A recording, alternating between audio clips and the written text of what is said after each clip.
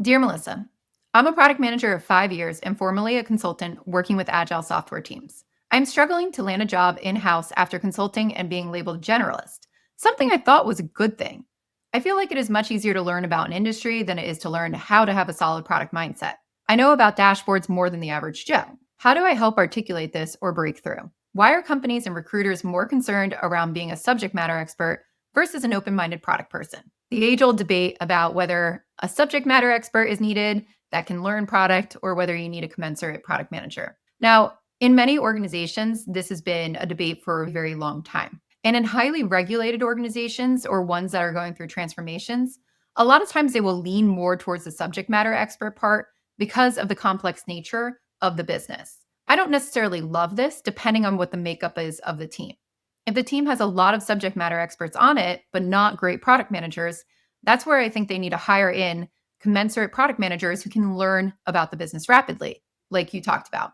And consultants usually have to do that pretty quickly. I know as part of my job, I have to get up to speed on everything. I've worked with insurance companies, banks, all these highly regulated things, healthcare, all of that. And if you can learn that and dive in and start to understand customer problems, that's a fantastic skill set. So I would really suggest for you to highlight that in your resume as well, that you are good at getting up to speed on complex industries or the industries that you're actually trying to target. This could also be a signal, though, that the company doesn't know what good product management is and thinks that subject matter expertise is the most critical thing that somebody could have.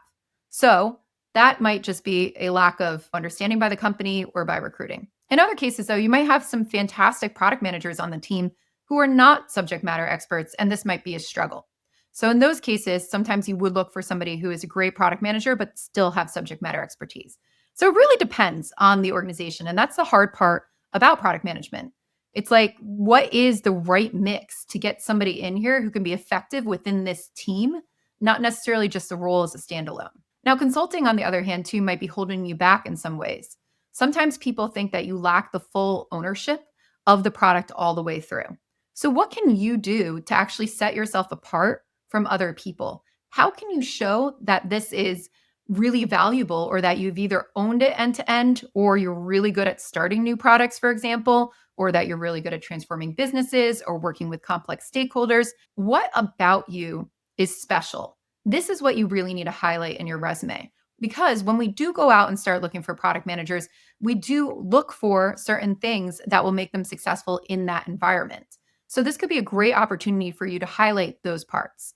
So I would really look at what is my experience with consulting? What is my experience in other organizations? And what might give me an edge over other product managers? And I would rewrite your entire resume, though, to focus on that because those keywords and those little parts might set you apart from the rest of the competition. So I wish you luck in your journey and I hope that helps. Again, if you have questions for me, go to dearmelissa.com and let me know what they are.